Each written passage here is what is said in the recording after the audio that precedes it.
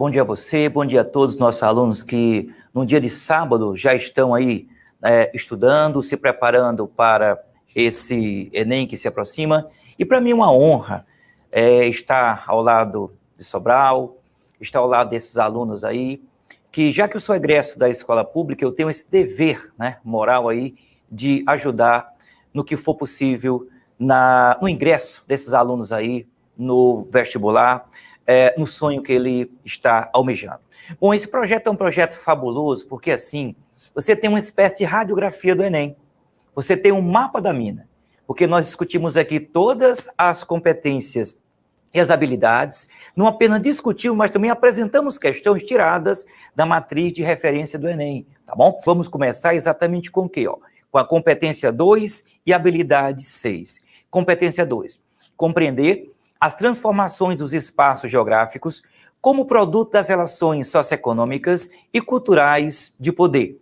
Habilidade 6, interpretar diferentes representações gráficas dos espaços geográficos. Então, é nessa questão aí que sempre se apresenta que a gente vai exatamente, olha só, utilizar essa questão sobre cartografia. E ela vai tratar de um tema muitas vezes repetido com o nome de anamorfose. Mas o que é que vem a ser anamorfose? Olha bem, anamorfose, questão 10, é a transformação cartográfica espacial em que a forma dos objetos é distorcida, de forma a realçar o tema.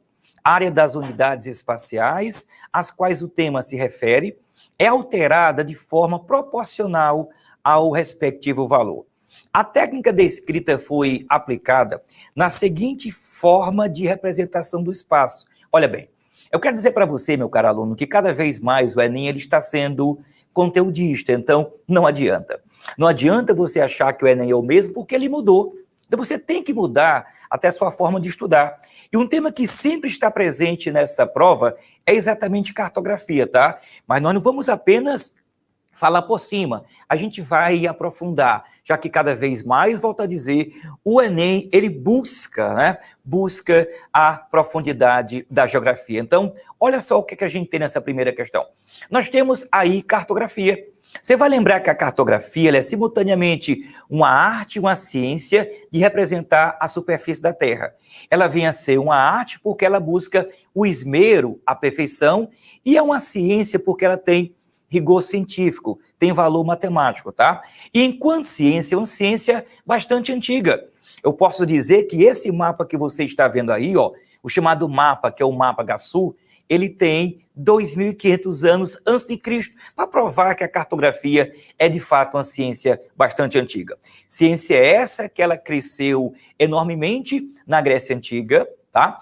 Ela, digamos assim, ela retrocedeu durante a Idade Média, e foi durante as grandes navegações, a partir de instrumentos como a bússola, o astrolábio e o sextante, que a cartografia ajudou na descoberta do Novo Mundo e do Novíssimo Mundo.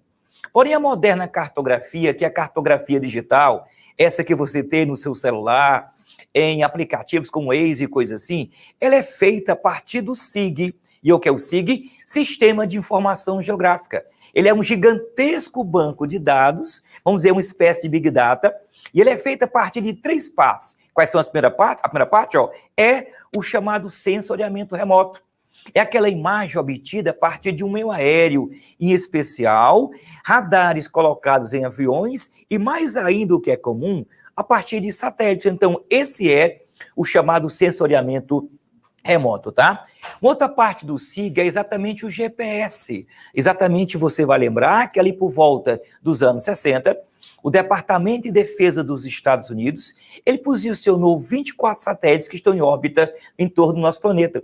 Eles são colocados em órbitas tão perfeitas, tá? Que em qualquer lugar da Terra que você esteja, em questão de segundo, você vai ter a sua latitude, a sua longitude, a altitude, a velocidade de deslocamento. Então, ele vai te fornecer a coordenada. E há também o que você está vendo aí, o chamado geoprocessamento, que ele vai ser um software, que ele vai exatamente pegar a imagem fornecida pelo sensoriamento remoto, tá? E essa imagem ele vai colocar as coordenadas que o GPS ele vai fornecer. Então, é assim que a moderna cartografia, que é a chamada cartografia digital, ela vai ser feita, ok? E o principal produto cartográfico, ele é o mapa, tá? E todo mapa que se preza, ele tem que ter as seguintes partes básicas. Ele vai ter o título, que ele vai dizer a que ele se volta, né? Qual o propósito do mesmo. Ele vai ter a orientação geográfica, como você está vendo aí, ó, indicando sempre o norte geográfico. Ele vai indicar as coordenadas onde a latitude encontrará a longitude. Ele vai ter a legenda. O que é a legenda? A legenda, vamos dizer, que é uma espécie de banco de dados do mapa. São símbolos usados universalmente para que você possa representar acontecimentos tanto de natureza física como de natureza humana, tá? E temos a escala que vamos já falar um pouquinho mais sobre ela. Quanto aos mapas, ele se divide em três. Há os mapas gerais, que é o mapa do Brasil, é um mapa geral. Por quê? Ele vai fornecer uma informação genérica, tá? Você tem um mapa que é o mapa temático, como o nome diz, ó, ele vai representar fenômenos aí que eles são pré-estabelecidos. Você tem um mapa da população, olha só aí, que é o mapa demográfico, o mapa de clima, que é o chamado mapa climatológico, o mapa das formações vegetais, que é o chamado mapa fitogeográfico, você tem um mapa de solo, que é o pedológico, e aí vai, tá? E há também os mapas, que são os mapas especiais, que são aqueles mapas que são os mapas técnicos, tá? Eles estão ligados ao rigor de determinadas profissões. Não sei se você já pensou em ser um piloto de um avião, de ser o prático de um porto, tá? Porque esses especialistas vão ter mapas que são os mapas especiais, com o nome de carta, como a carta náutica e a carta aérea. E nós temos também na confecção dos mapas, olha só, as isolinhas. São linhas que vão unir pontos com o mesmo valor, com a mesma intensidade, tá? E entre essas linhas, a mais importante está exatamente aqui, ó, que vai ser essa isolinha, que vai representar a altitude, ou seja, as curvas de nível. Então, curva de nível são linhas que vão unir pontos com a mesma altimetria, tá? Que ela está sempre presente nos mapas. E como é que a gente vai ler? Fácil, ó. Olha aí para a imagem, tá? Quando as linhas estiverem muito próximas uma à outra, você vai dizer que quanto mais próximas forem as linhas, mais íngreme e acentuado vai ser o relevo, tá? Quanto mais separadas forem as linhas, mais suave o mesmo vai ser. E há um truquezinho, olha bem. Quando a numeração menor envolver a maior, olha para essa figura central. 100, 200, 300, você está falando de uma altitude, tá? Então, quando a numeração menor envolver a maior, você está falando de altitude.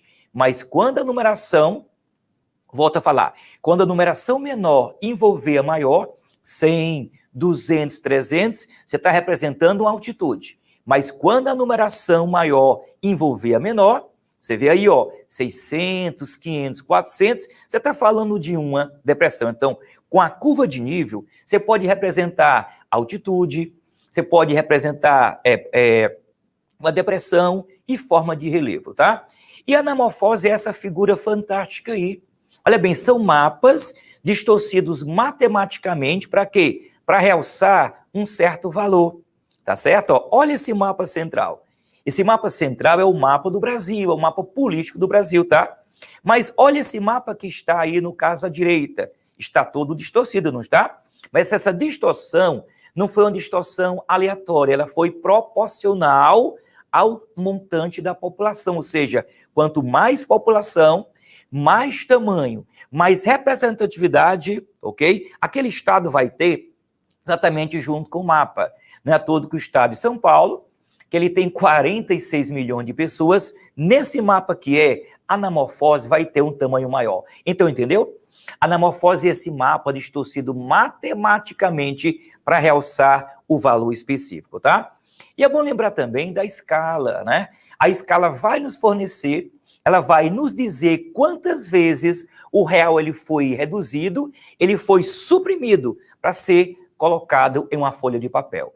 A escala pode ser numérica, que é expressa por uma razão ou por uma fração, ou pode ser a escala gráfica que você está vendo aí, beleza? Mas todo mapa, ele vai ter uma proporção, ele vai ter a projeção. Sabe por quê? Porque é impossível você pegar uma figura que tem 3 dimensões e representar perfeitamente em outra figura que só tenha duas dimensões. Sempre vão ocorrer distorções. Então, a projeção está para isso, para reduzir exatamente a distorção, tá? Então, no caso, projetar significa dizer que você vai pegar o formato geóide da Terra com os paralelos e meridianos e você vai planificar. E quanto à projeção, ela pode ser conforme. Olha bem, é interessante dizer, volto a frisar para você, que cada vez o vestibular ele é mais conteudista, tá? Esse é um assunto, cartografia, que sempre ele está presente, né? Já falei para você, ele está dentro daquela habilidade que eu acabei de falar para vocês, correto? E é muito importante que você tenha também esse material de suporte, tá? Nós vamos disponibilizar para vocês não apenas o comentário, mas caso você queira esse material que eu estou apresentando, também pode ser seu para auxiliar nos seus estudos, ok? Então, a projeção conforme, olha só, conforme, com a mesma forma. Olha que, no caso desse mapa que você está vendo aí, ele vai ter os continentes, tá? Vão ter a mesma forma, ângulos e direções, mas os tamanhos serão alterados, tá? Projeção conforme, ela mantém a forma, os ângulos, as direções, mas os tamanhos, as proporções são alteradas, beleza? Essa outra projeção que você está vendo aí, ela é chamada de projeção equivalente. Sabe o que acontece? Essa projeção, ela vai manter exatamente o mesmo tamanho, mas sabe o que acontece? As formas, tá? Os ângulos serão alterados. Compare os dois mapas, correto? Ó, que esse segundo que eu estou apresentando, ele vai ser mais longilíneo, correto? E a essa outra projeção com o nome de equidistante. Sabe o que acontece? Essa projeção aí, ela altera a forma dos continentes, altera o tamanho, mas mantém as distâncias lineares. Essa projeção é muito utilizada para a navegação aérea, tá? E a essa outra projeção com o nome de quê? De afilática. Essa não tem relação de conformidade, ok? Ou seja, com as formas, não tem relação de equivalência, que é o tamanho, e não tem relação de equidistância, apenas uma representação artística, ok? E há também, a gente tem que observar quanto ao objeto que você vai usar, tá? Para representar a Terra. O objeto pode ser um cilindro, pode ser o azimute ou pode ser o cone. A projeção cilíndrica é a mais usual. Nessa projeção, veja bem, paralelos e meridianos vão cruzar em ângulos retos. A única região que vai ser realmente bem representada, corretamente representada, vai ser o Equador, mas veja você, que à medida que você se distancia do Equador, as distorções vão aumentando. Olha, por exemplo, como o Polo Sul fica agigantado. Veja como a ilha da Groenlândia fica também agigantada, pois essa projeção aí é a cilíndrica. Imagine você que o nosso planeta, um geóide, ele foi envolvido com a folha de papel, que depois ela foi planificada, tá? Mas é muito importante também que você consiga separar as duas projeções cilíndricas mais famosas, as mais importantes. Quais são elas? Ó, a projeção de Gerard de Mercator e a projeção de Arnold Pittens, tá? Vou lembrar para vocês que ambas as projeções, elas são cilíndricas, ou seja, o cilindro foi usado para projetar. Só que a projeção de Gerard de Mercator, ela vai ser uma projeção cilíndrica e conforme, porque conserva as formas, correto? Conserva a forma dos continentes, mas os tamanhos são distorcidos. E essa outra projeção que você vê aqui, a de Arnold Pittens ou de Gal Pittens, ela é cilíndrica e equivalente. Por quê? Porque o tamanho prevalece, a forma é distorcida, beleza? E temos também a projeção cônica que você está vendo, ok? E a projeção chamada de polar, azimutal ou também plana, tá? O azimute é o centro da projeção. Aí, quanto mais distante você se afasta do centro da projeção, maiores serão as distorções. E aí, a gente fez aqui uma breve recapitulação do assunto cartografia, mas eu prometo para você que com essa informação você não erra mais questões sobre cartografia, correto? E agora a gente volta a primeira questão que eu apresentei para vocês, não é? Onde ela vai falar de anamorfose, ou seja, olha só, competência 2, habilidade 6, ó, interpretar diferentes representações gráficas do espaço geográfico. Então, nós temos aqui representações gráficas, correto? Então, nós falamos da anamorfose, ou seja, o que é anamorfose? É um mapa distorcido matematicamente para representar um certo acontecimento. Essa distorção, ela não é uma distorção qualquer, aleatória, ela é proporcional. Então, olha bem, o item A, nós temos uma maquete. O item B, nós temos as curvas de nível, que há pouco tempo eu falei para vocês, tá? O item D, a gente tem um perfil esquemático do relevo. O item E, nós temos uma planta. Então, a anamorfose aí é o item C. E aí, deu para aprender? Pois é, esse é o novo Enem, cada vez mais conteudista, cada vez melhor para você, que eu sei que você está estudando, tá? E volto a falar, esse material, ele pode estar disponível para você, caso você queira. E sem mais delongas, vamos nós à nossa segunda questão dessa manhã. Vamos ver o que é que a gente tem para falar para vocês. Olha bem, agora vamos à competência 4, habilidade 16. O que é que fala a competência 4? Entender as transformações técnicas e tecnológicas, seu impacto nos processos de produção, no desenvolvimento do conhecimento na vida social. Habilidade 16, identificar registros sobre o papel das técnicas e tecnologias na organização do trabalho e ou da vida social. Vamos lá então. Aqui temos o Cântico da Terra. Eu sou a terra, eu sou a vida, a ti, ó lavrador. É todo quanto é meu. Teu arado, tua foice, teu machado, o berço pequenino do teu filho, o algodão de tua veste e o pão da tua casa. E um dia bem distante, a mim tu voltarás. E no canteiro materno do meu seio, tranquilo dormirás. Plantemos a roça, lavremos a gleba. Aqui nós temos um poema de Cora Coralina. O que é que fala o comando da questão? No contexto das distintas formas de apropriação da terra, o poema de Cora Coralina valoriza a relação entre, olha bem, esses itens aí, olha o item A, grileiro, item B, meieiro, item C, camponeses. Pois é, esse é o novo Enem, cada vez mais conteudista, tá? E para explicar melhor essa questão, se faz necessário a gente falar de um tema que você sabe. Esse é o tema mais importante da prova de geografia, que é agricultura, tá? O agrobusiness, esse tema, você sabe, foi o que mais caiu. Foram 7 questões na edição passada do Enem, só de agricultura.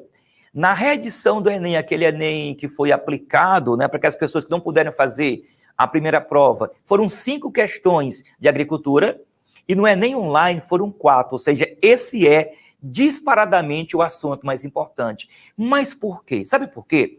Porque a gente sabe, mas hoje o Brasil se configura no terceiro maior produtor de alimento do mundo. Além de ser o terceiro maior produtor, nosso país é também o segundo maior exportador de alimentos, sabia disso?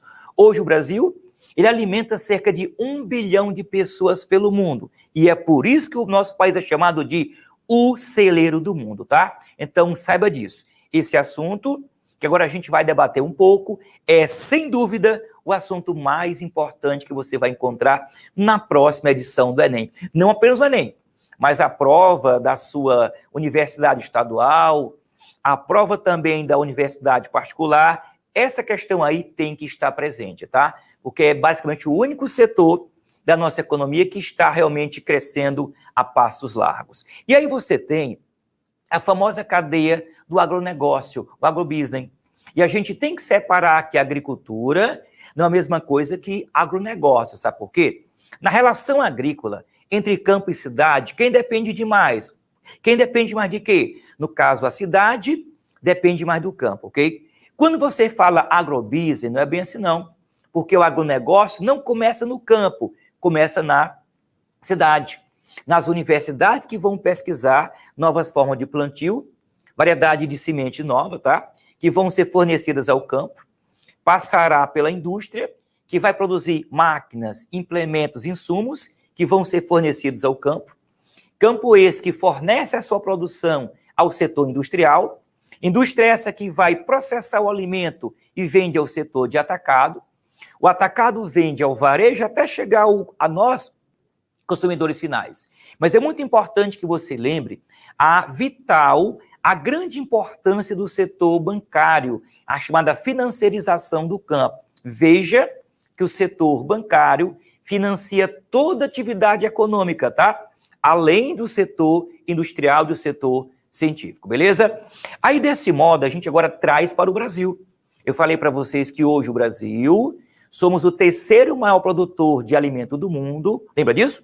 O segundo maior exportador, e dados confiáveis da FAO dizem que a partir dos próximos 10 anos, quem vai ser o Brasil? O maior produtor, maior exportador de alimento.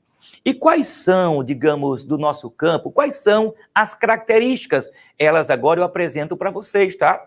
Posso começar dizendo que o espaço agrário brasileiro é um espaço subaproveitado, mas é uma coisa boa, sabe por quê? Porque enquanto na Europa não existe mais terra para plantar, Japão, China, o espaço agrário já acabou, assim também como a Índia.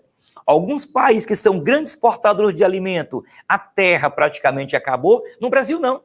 Toda essa produção que eu acabei de falar, que a última safra foi de 253 milhões de toneladas de grãos, é cultivada em apenas 8% do Brasil. Então, o espaço agrário do Brasil é um espaço subaproveitado.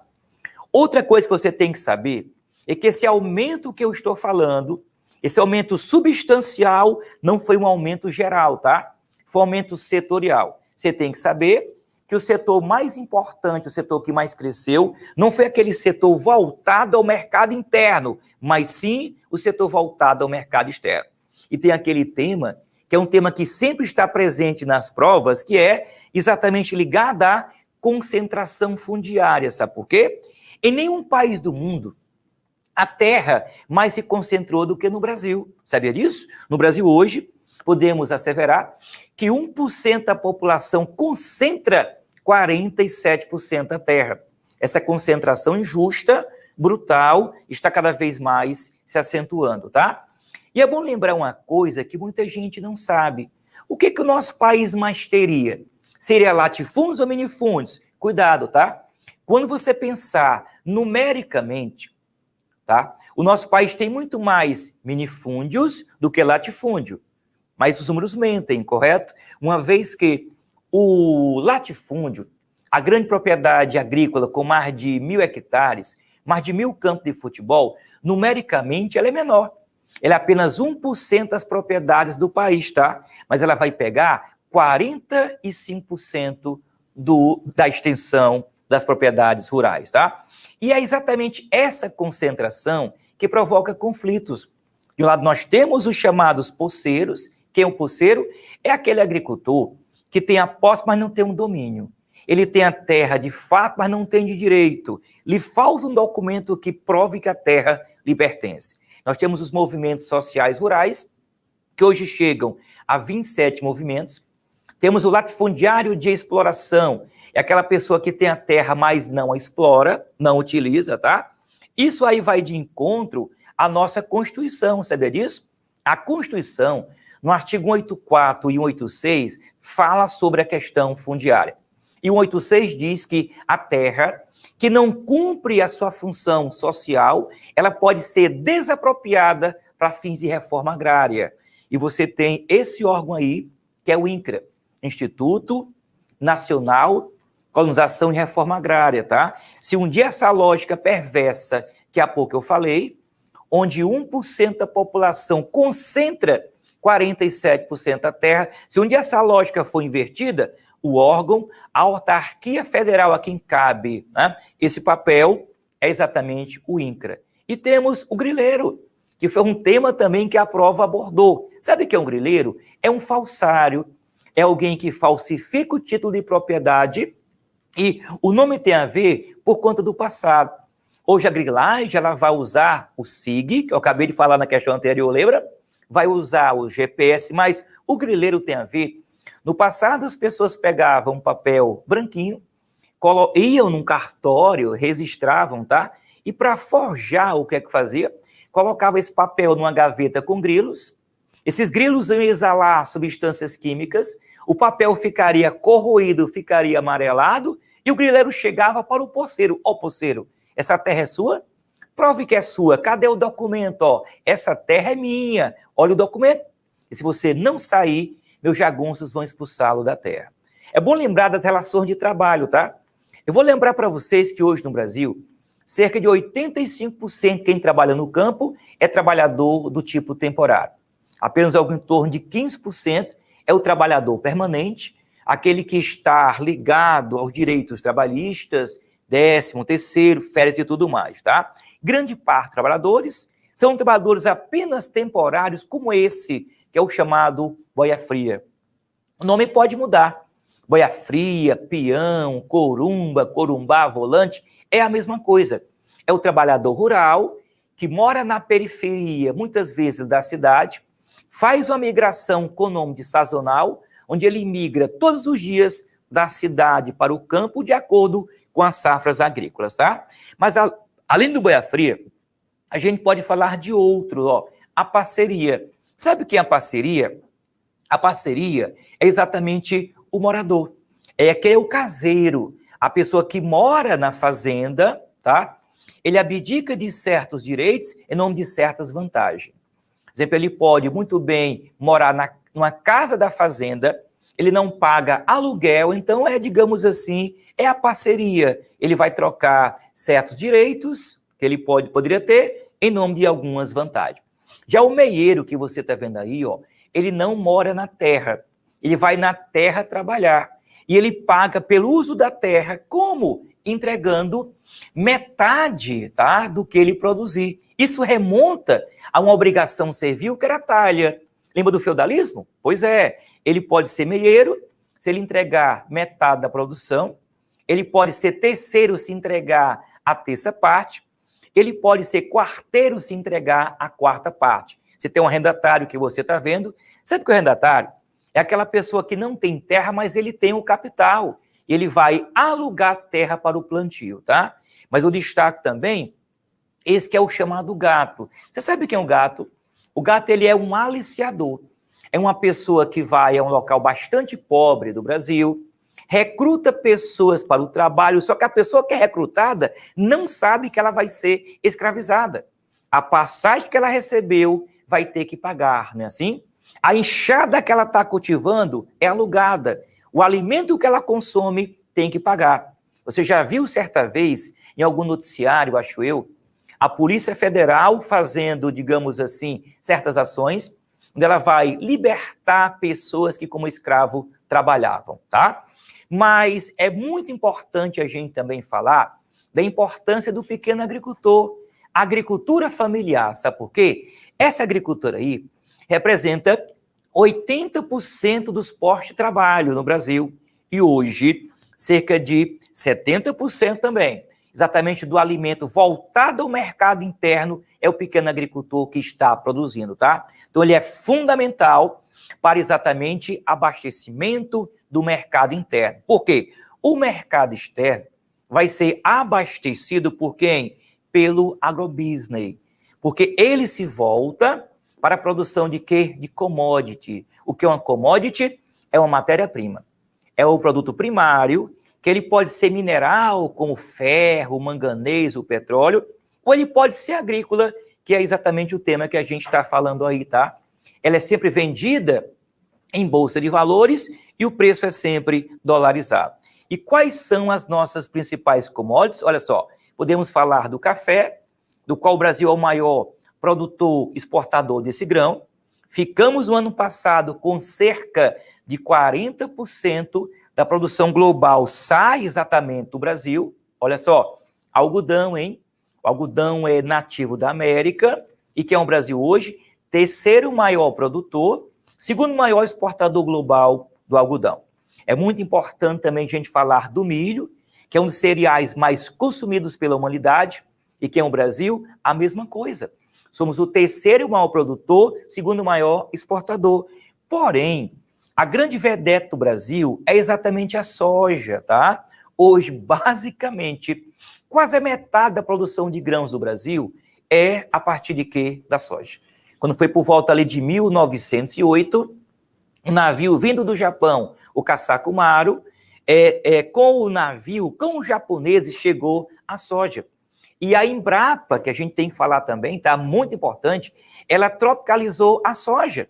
E hoje a soja é cultivada de norte a sul do Brasil. E que é um Brasil hoje, ó, passou os Estados Unidos. Ou seja, nós somos hoje o maior produtor, maior exportador de soja de todo o mundo, tá?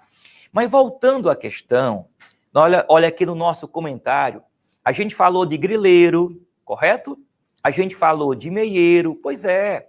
A pessoa que vai para a prova sem essa fundamentação, ela corre o risco de errar a questão. Mas, voltando à questão, aí você tem esse poema lindíssimo, que é o Cântico da Terra, Coralina, onde ela vai falar da relação telúrica, né? A relação do camponês com o uso da terra. Então, essa questão, marcamos o item C. E sem mais delonga, vamos nós agora à nossa terceira questão. Vamos ver o que é que eu preparei para vocês. Olha só, as temperaturas médias mensais e a taxa de pluviosidade expressa no climograma apresenta o clima típico da seguinte cidade. Você sabe ler um climograma? Você já viu essa questão se repetindo, já? Pois é, vamos falar. E se você ficar atento, eu prometo que você vai muito fácil entender e a partir de hoje não vai mais errar questões como essa, tá? Eu vou mudar um pouco de fundamentação para essa questão. Olha bem, muita gente confunde o que é clima e o que é tempo. É a mesma coisa? Não. É bom lembrar que o tempo é aquele comportamento momentâneo da atmosfera. É como vai estar a atmosfera. Se vai chover, se vai ventar, se vai gear, isso é o tempo, tá? O comportamento de momento da atmosfera. Já o clima não. É aquele comportamento duradouro da atmosfera. Bom, o clima muda? Bom, ele pode mudar, mas demora muito tempo para que isso possa acontecer. E é muito importante também que a gente separe o que muita gente confunde, o que é o elemento, o que é o fator. Qual a diferença? O elemento, eu vou dizer, aquele que age de forma primária, olha bem, o elemento é aquele que vai atuar de forma primária, e o elemento, ele vai formar o clima. E quem forma o clima? A temperatura, a umidade, a pressão, as precipitações e os ventos, tudo bem? Já o fator, aquilo que atua apenas de forma secundária, e o fator, ele vai apenas modificar o clima. Olha bem, não confunda, tá? O elemento são todos aqueles que vão formar o clima. O fator, ele age em escala apenas secundária e ele vai apenas modificar o clima. Vamos lá, hein? E quem modifica o clima? A gente pode falar que a altitude modifica o clima. É bom lembrar que quanto mais alto você está, mais rarefeita é a atmosfera, menor a propagação do calor. Olha para a imagem. O ponto A, o ponto B e o ponto C. Está vendo? Pois é. Quanto mais elevada for a altitude, menor vai ser a temperatura. Um outro fator que vai modificar o clima é a latitude, ou seja, o distanciamento da linha do Equador. Não esqueça você que a linha do Equador tem latitude 0, os polos latitude 90, correto? E a radiação solar atinge o Equador de forma perpendicular, ou seja, quanto mais elevada a latitude, quanto mais distante o Equador, menor a temperatura. Então, saiba disso. Quando você pensar latitude e temperatura, o que é que elas são? Inversamente proporcionais. Uma outra que a gente vê muito cair na prova são as massas de ar. O que é uma massa de ar? É uma grande porção da atmosfera que vai de um ponto de alta para baixa pressão e quando a massa de ar se desloca, leva consigo as características da região em que ela foi formada. Que é um exemplo disso?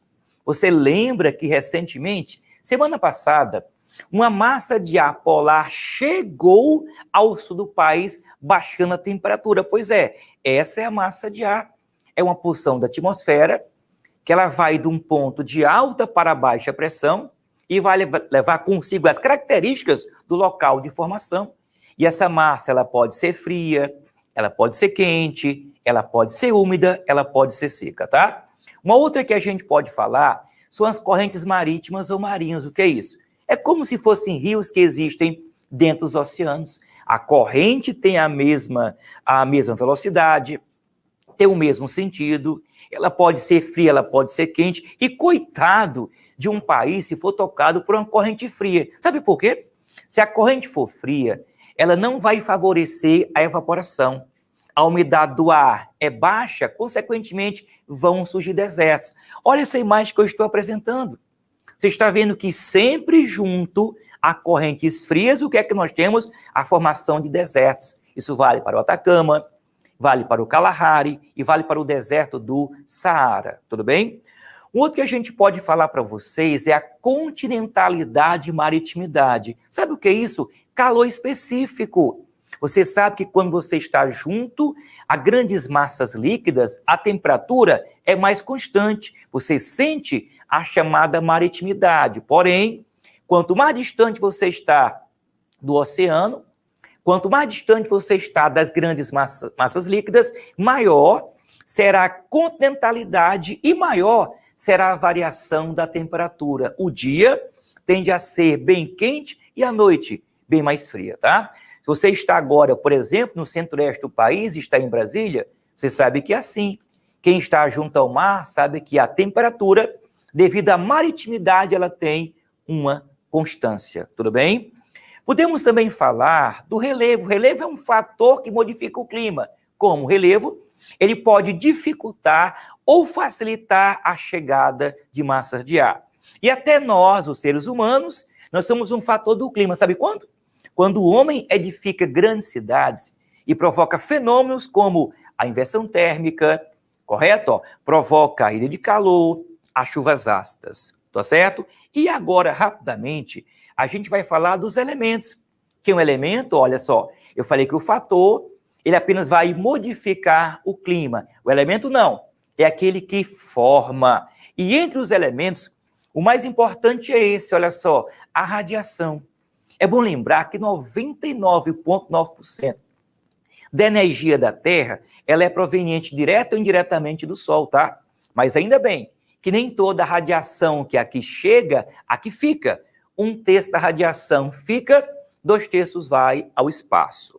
Uma outra que a gente pode citar é a umidade do ar, ou seja, a quantidade de vapor de água que está em suspensão. Tudo bem?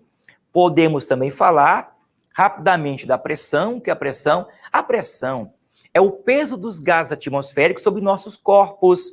O que é que altera a pressão? A altitude. O que é que altera a pressão? A temperatura. Uma outra que a gente pode falar também, são os ventos, assunto sempre presente. O que é o vento? É um ar em movimento. Só que esse ar em movimento tem uma lógica, tá? Ele vai sair sempre de um ponto de alta para baixa pressão. O ponto de alta pressão, a geografia chama de anticiclone. A baixa pressão é o ciclone. Não sei se você já percebeu certa vez o vento soprar com muita força. Sabe por quê? Porque havia uma grande diferença entre as duas atmosferas. Quanto maior a diferença, mais forte o vento ele vai soprar. E eu termino aqui desse assunto ao falar das precipitações, ou seja, a queda da umidade. Essa queda pode ser sólida, que pode ser granizo, neve, geada, ou poderá ser uma precipitação líquida, o orvalho e a chuva. E te mostra aqui os 3 tipos de chuvas que podem ocorrer. Chuva orográfica, o relevo, chuva de convecção ou equatorial, e te mostra também a chuva com o nome de advectiva ou frontal. Mas o tempo é muito curto para a gente aprofundar um pouco mais. Mas, peraí, olha só, eu vou agora ensinar, fica atento, é agora a hora que você vai aprender com muita facilidade ler esse gráfico, correto? Sabe o nome desse gráfico? É chamado de climograma de Gauss. É um gráfico quantitativo que vai representar tanto a umidade quanto a temperatura, tudo bem? Para isso, eu vou passar aqui alguns slides e vou facilitar a sua vida. Tá vendo a imagem aí? Olha como é fácil entender, tá? É um sistema de coordenadas cartesianas. Você tem a linha que vai ser a abscissa, localizou a abscissa, onde vão estar todos os meses do ano, janeiro, fevereiro até dezembro. você tem um par de ordenadas, correto? A ordenada que está à esquerda, ela vai tratar da umidade, ou seja, da precipitação, expressa em milímetros, e vai ser simbolizada por barras na cor azul. Tá vendo aí? E você veja que o mês de janeiro, ó, é o mês mais úmido. Choveu naquele mês 300 milímetros. Já o mês de julho é o mês menos úmido, porque choveu em torno de 180. Localizou aí? Na outra ordenada, você vai ter sendo representada a temperatura expressa em graus Celsius e vai ser simbolizada por uma linha quase sempre na cor vermelha, tá? Quer um segredinho agora? Olhe bem. Você está vendo que essa linha, ela está voltada no meio do ano para baixo, correto? Significa dizer que ela aí representa uma época do ano mais fria. Então, no meio do ano, a época mais fria, é o hemisfério sul, entendeu? Então, se a linha estiver voltada no meio do ano para baixo, está representando o hemisfério sul. Se a linha estiver voltada para cima no meio do ano, hemisfério norte. Outro segredinho. Se a linha está como essa, está se mostrando bastante constante, com pouca oscilação, significa dizer que é uma região que é bem próxima ao Equador, tá bom? Porém, se essa linha oscilar, tiver uma grande variação da temperatura, vai significar que a região ela está distante do Equador. Aí, desse modo, rapidinho a gente vai para a questão, tá? Vamos lá. Você está vendo o climograma de Gaussian? Olha que a linha ela está voltada para cima, representa o quê? Lembra? Hemisfério norte, e tem uma grande variação da temperatura.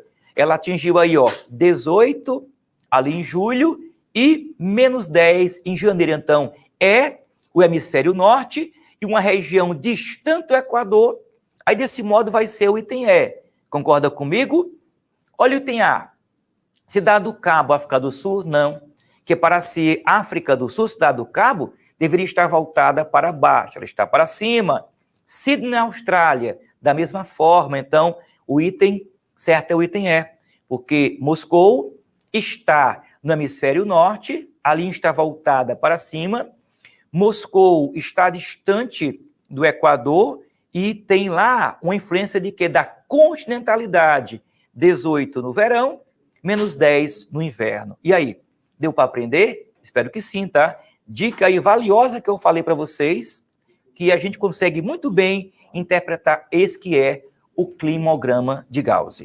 Bom, indo agora à nossa quarta questão, o que é que a gente vai encontrar? Olha bem, competência 4, entender as transformações técnicas e tecnológicas, seu impacto nos processos de produção, no desenvolvimento do conhecimento na vida social.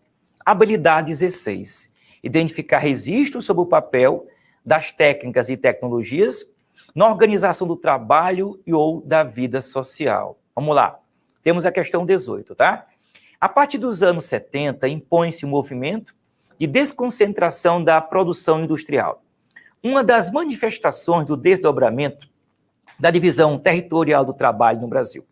A produção industrial torna-se mais complexa, estendendo-se, sobretudo, para novas áreas do sul, para alguns pontos centro-oeste, do norte, nordeste do país.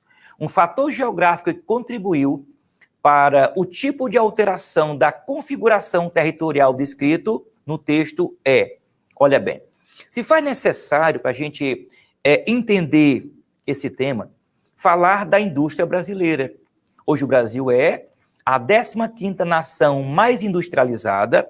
Eu estou dividindo a tela com você aí, para que você venha saber quais são das nossas indústrias as características principais. Primeira, ela nasceu de origem cafeeira, sabe por quê? Aquela crise de 29, ela quebrou a nossa economia, porque naquela época 90% da nossa exportação era basicamente café. Sem mercado para o café, sabe o que aconteceu? Os capitais oriundos do café se voltam para a montagem do nosso parque industrial. Outra coisa, a nossa indústria é do tipo tardia, diferentemente daquela que se instalou nos países desenvolvidos, século XVIII, século XIX, a nossa somente na segunda metade do século XX que ela foi se estabelecer. E nasceu para quê? Substituir as importações, tá? A gente tem que lamentar, infelizmente, a grande dependência tecnológica e financeira que o país tem perante os países desenvolvidos. E temos que observar a grande concentração industrial a grande concentração espacial dessa indústria. Por quê? Ela não chegou, digamos assim, num país como um todo. Ela foi instalada, sobretudo, na região sudeste do país. Compartilho com vocês esse mapa.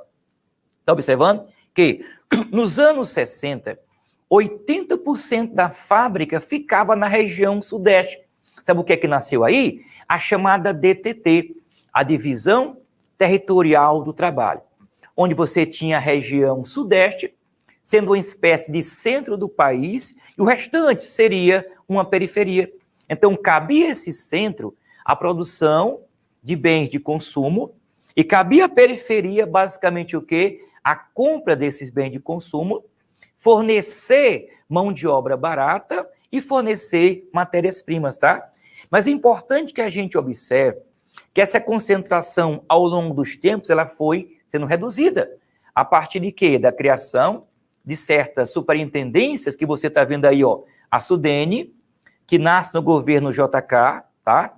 Depois outras vão surgir, como a Sudan, a Sudeco e a Sudesul. E é importante que você também lembre-se de quê? Da abertura da nossa economia a partir dos anos 90. Com a abertura econômica, os importados chegam a preços baixos, tá? A indústria brasileira entra num processo de reestruturação e grande parte dela acaba se transferindo para locais de menor custo de produção.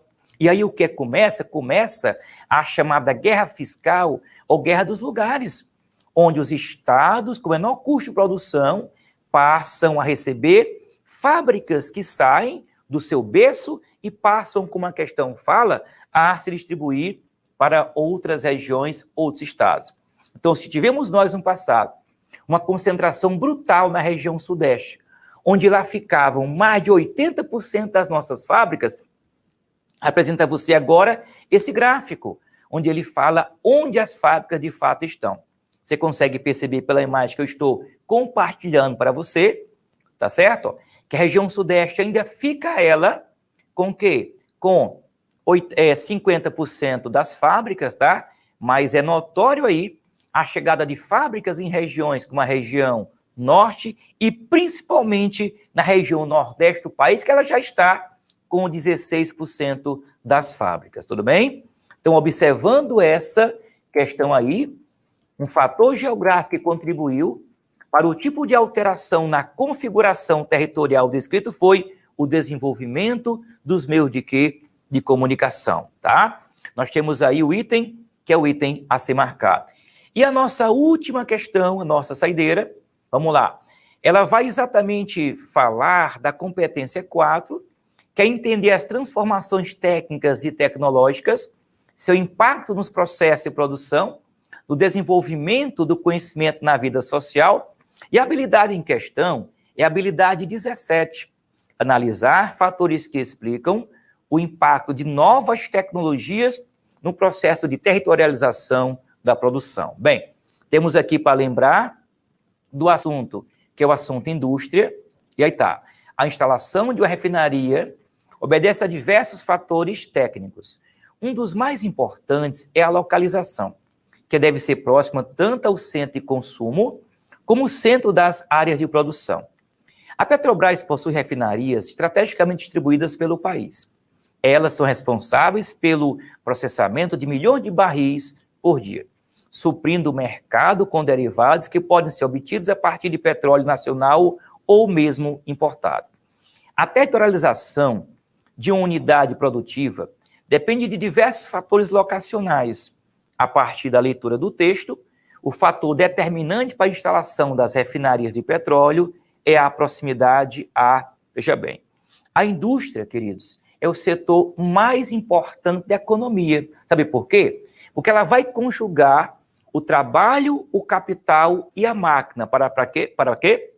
Para transformar a matéria-prima em outra matéria-prima ou transformar matéria-prima em produto final. É importante que a gente perceba que essa fábrica não nasceu do nada. Ela evoluiu a partir de fases, tá? A primeira fase que eu mostro a vocês foi a fase artesanal, que ela perdurou até o século que foi o século XII. O trabalho era manual, utilizava fonte de energia antiga e não tinha divisão do trabalho. A fase seguinte, com o nome de que fase manufatureira, ela foi do século XII até o século XVIII aproximadamente, e foi exatamente aí, sabe o que acontece? Que passa a ter a divisão do trabalho em fases. Havia oficina, onde aquele antigo artesão agora passa a ser um operário, tá? Operário esse que vai vender sua força de trabalho. E foi aí que ocorreu o divórcio entre o capital e o trabalho. No passado, o artesão, o que é que ele tinha? O conhecimento técnico, o trabalho e, consequentemente, o capital. Agora não. Ao vender a sua força de trabalho, é aí exatamente que vai nascer a divisão social do trabalho. Mas a fase atual, que é a fase maquinofatureira, que ela vai nascer a partir do século XVIII, tá? A partir da primeira revolução industrial. Essa ocorre entre 1760 até 1850, terá como base o Reino Unido, tá? Por conta de quê? Fatores locacionais. O Reino Unido tinha feito o cercamento dos campos, possuía matéria-prima, tinha fonte de energia, no caso o carvão mineral, tinha acumulado capitais em outras fases do capitalismo, entre outros fatores, tá? Coloco para você, para que você estude o material que eu vou a você disponibilizar, que o que vai marcar dessa revolução foi a tecnologia, pautada no tear, que foi o tear mecânico, a base da energia foi o carvão mineral, do transporte nós vamos ter a locomotiva e o navio a vapor, e aí vai nascer aquela que foi a segunda fase do capitalismo. Qual o nome da fase? Industrial.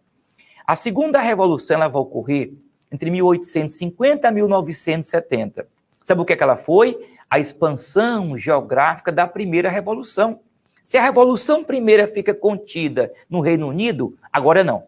Ela sofre uma expansão geográfica, vai para Bélgica, França, Alemanha, Japão, Rússia e Estados Unidos. Temos também, é claro, a terceira revolução industrial, que é a revolução técnico-científica. Você tem um resumo dessa revolução, tá? Também aí para você. E temos hoje aquela que é a quarta revolução, que é a revolução 4.0.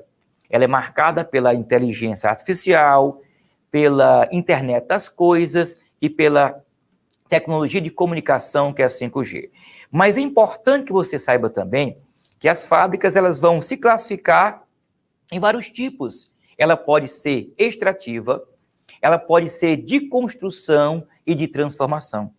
E a de transformação, ela vai fazer os bens, que pode ser bens de consumo, bens de capitais, tudo bem?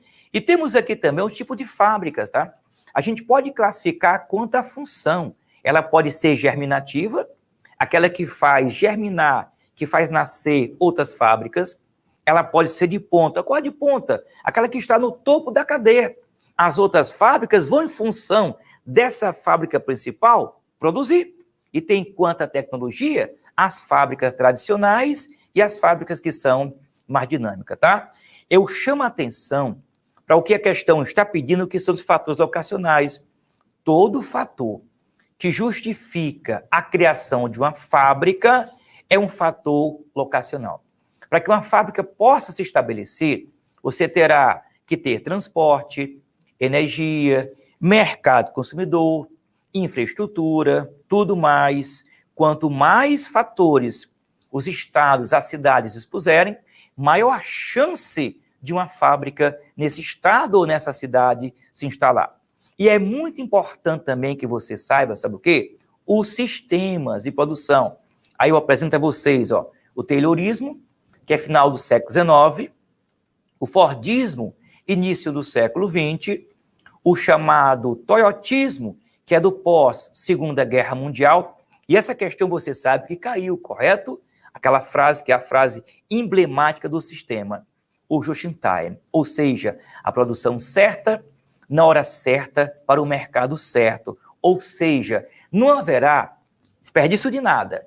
A quantidade de matérias-primas que vai entrar na fábrica tem que ser exatamente igual à quantidade de produtos que da fábrica vai sair, sem desperdiçar tempo, energia e trabalho. Aí, desse modo, também posso apresentar para vocês exatamente o quê? Os modelos de industrialização. A industrialização clássica, o original, remonta ao século XVIII, o século XIX. A industrialização planificada ou centralizada, a quem pertence às ex-economias socialistas, não é? E temos também a industrialização tardia ou retardatária, que é, no caso, a do Brasil. Então, voltando à questão, para a gente finalizar a nossa participação, temos como resposta ao que o comando da questão fala, olha bem, a criação de uma refinaria depende de quê? Espaços com infraestrutura, ou seja, fatores locacionais. Então, ficamos por aqui.